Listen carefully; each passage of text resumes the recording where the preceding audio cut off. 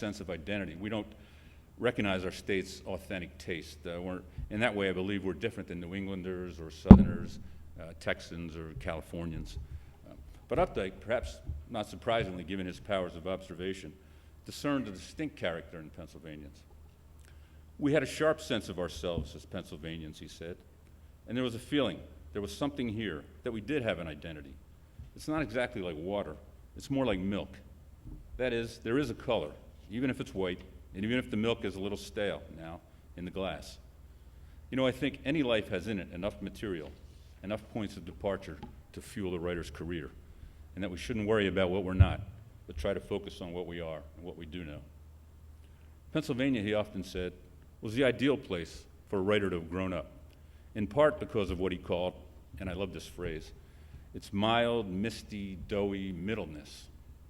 It was, and still is, to some extent, a place that resists extremes. I mean, think of us as politically as kind of a swing state. And I think that's what Updike was getting at. I mean, think about the Revolutionary War. While our nation's great documents were forged here, it was in more extreme places, Updike would argue, like Massachusetts and Virginia, where the revolution was really fomented. There were a number of reasons, of course, for that. The diversity of people, trades, and religions, our central geographic locale in colonial times, and the state's pacifist Quaker roots. That middleness, in fact, is reflected in our state's nickname, the Keystone State, which is basically what it means. In their history of Pennsylvania, the authors Philip Klein and Ari Hugenboom suggested that it was this quality that for more than 300 years has lent the state a sustained creativity. Just consider the area around Reading. Updike, of course, was from there. Wallace Stevens, considered, I think, in any consideration of American poets, one of the greatest, was born in Reading. Conrad Richter, who was once an extremely popular American author, lived there. And just 35 miles to the north in Pottsville was, on the other edge of the coal regions, was John O'Hara, himself a widely acclaimed novelist and short story master and a great influence on the young Updike. Pennsylvania, Updike once said, is the great unironic state. We don't go in for irony. We take everything very seriously. And again, being a Philadelphia sports writer, I can attest to the accuracy of that statement, at least as it concerns sports. By the way, being a sports writer, if you guys feel like booing at any time, feel free. I'm used to it in Philadelphia. Frequently throughout his life, Updike predicted he was nearing an end to his literary links to the state. I arrived in New England, he once wrote, with a Pennsylvania upbringing to write out of my system. In a 1978 interview with the literary magazine Canto, he went even further. A writer can use up a place. I haven't lived in Pennsylvania for 30 years, and I sometimes wonder if one can return once too often. One thinks of John O'Hara continually coming back. But I suppose what I'm really returning to is my old Pennsylvania, my boyhood in essence. Thankfully, he never did finish with Pennsylvania. Year after year, book after book, long after he relocated to Massachusetts, he returned here in his fiction, just as he did in real life for high school reunions, dentist appointments, frequent visits to his mother, who lived until 1989. From his first published story, 1954's Friends from Philadelphia, and to the title of his work of his last short story collection, My Father's Tears, Shillington, Plowville, Reading, Berks County were the geographical sources of his inspiration. I have never really left Pennsylvania, the young Updike character says in the posthumously published My Father's Tears. That is where the self I value is stored, however infrequently I check on its condition. That sounded a lot like something he had written in an earlier poem called Shillington. We have one home, the first, and leave that one. The having and the leaving go on together. I think to understand the depth of Updike's Pennsylvania roots, it's informative to read one of the last things he ever wrote, a wistful poem in which the author thanks Shillington, his hometown, and its residents for having nurtured him, for having provided a lifetime of literary raw material. It was composed on December 13th, 2008, just 45 days before his death, when he was fearful that recently diagnosed lung cancer had metastasized. The poem is called Peggy Lutz, Fred Muth, two actual classmates of his at Shillington High. This is a tough one. Dear friends of childhood, classmates, thank you, scant 100 of you, for providing a sufficiency of human types, beauty, bully, hanger-on, natural, twin, and fatso. All a writer needs, all there in Shillington. It's trolley cars and little factories, cornfields and trees, leaf fires, snowflakes, pumpkins, valentines. To think of you brings tears less caustic than those the thought of death brings. Perhaps we meet our heaven at the start and not the end of life. Even then were tears and fear and struggle, but the town itself draped in plain glory the passing days. I just love that concept of childhood being a kind of heaven, and the more I think about it, the more sense it makes. But anyway, that passage encapsulated Updike's life of letters as well as anything he ever wrote. With a nearly unparalleled facility for language and a piercing eye, he ennobled the humble landscape of what, despite all his honors and success, was a simple life. The small town boy, the suburban father and husband, the homebound artist, the Pennsylvanian. I am drawn to southeastern Pennsylvania, he wrote in 1968, because I know how things happen there, or at least how they used to happen. Once you have in your bones the fundamental feasibilities of a place, you can imagine there freely. The fact that Updike's literary feet were, to a great extent, mired in Pennsylvania was not missed by his critics, some of whom accused him of returning too willingly to the same safe subjects, the same locales, the same characters. As early as that 1968 interview, Updike addressed the subject. I really don't think I'm alone among writers in caring about what they experienced in the first 18 years of life, he said. Hemingway cherished the Michigan stories out of proportion.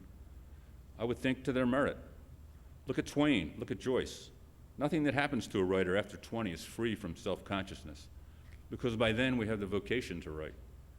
Writers' lives break into two halves. At the point where you get the writerly vocation, you diminish your receptivity to experience. Being able to write becomes a kind of shield, a way of hiding, a way of too instantly transforming pain into honey. Whereas when you're young, you're so important, you cannot help but strive and observe and feel. Thank you so much, Frank. John Updike makes for a fascinating subject, and I couldn't help but be struck as you were speaking about the importance of that sense of place for a writer, and for Updike in particular. That was really critical, wasn't it? Absolutely. I think even though he eventually moved to New York, lived in England, Massachusetts most of his life, he never lost that small town sensibility. He certainly used it in his fiction throughout his life, but I think he also was a small town person. He was very uncomfortable in New York. When you work for the New Yorker, you live in Manhattan, and he was extremely uncomfortable there as a young man and felt much more comfortable in Ipswich, Massachusetts, where he eventually settled. He had a little office over a store downtown and would go there every morning and write. So I think, yeah, he was infused with a small town sensibility as a young man, and he carried it with him throughout the rest of his life. Hello, I'm Deepa. I am 16 years old, and being just introduced to John Updike and being an avid reader, which of his novels would you recommend reading, because I am a high school student? Well, my favorite novel of Updike is The Centaur, which is a wonderful story about a boy and his father in 3 days in the 1940s. But it's interspersed with a Greek tale of a Greek centaur, Chiron. So there are points in there where it's a little difficult. Even, I'm sure academics have difficulty parsing it all. But I think in terms of the story he tells in the other portion of the book, it's a wonderful story. The writing is just out of this world, and I would say after The Centaur, I would read the Rabbit books. They're just a fascinating look at America in each of the decades from the 1960s through the 1990s. I think that was Updike's intention, and I think he did it extremely well. So I'd say those are probably the best books to get started on. My name's Bill, and I've seen Updike's portrayal of Reading, the town, deteriorate over the years. Was he a frequent visitor? He portrays it very well. I've been to Reading frequently, and he portrays a picture of it over the years, evolving and deteriorating in a certain way. Yeah, he did visit it frequently because his mother lived there until she lived on the farm until she died in 1989. And in his work, in the Rabbit books in particular, he returns to Reading in each decade. And by the 1980s, which was the last decade he chronicled in Rabbit at Rest, Reading had deteriorated a great deal, and that was certainly reflected in the book. I mean, he talks about being downtown and the empty storefronts.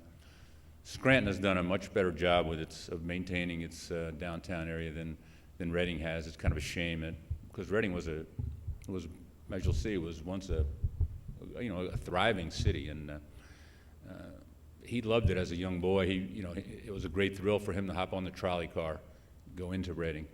His mother let him do that when he was a relatively young boy. He would haunt the bookshops and the record shops and the library. And I think it kind of saddened him in later years to go back and kind of see how hard the town had fallen. My name is Jack. Good evening.